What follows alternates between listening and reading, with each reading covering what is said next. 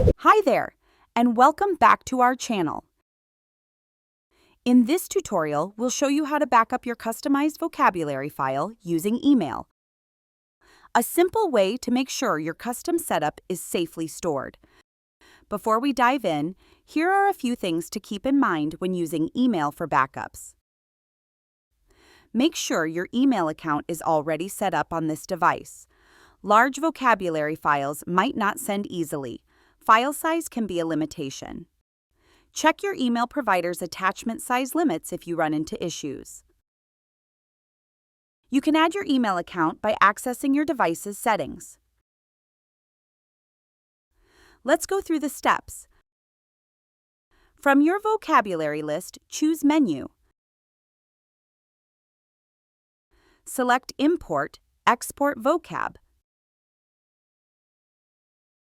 Choose Export and Share.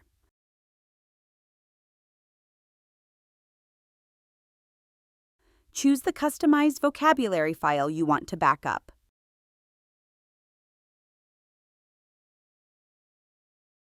Select Done.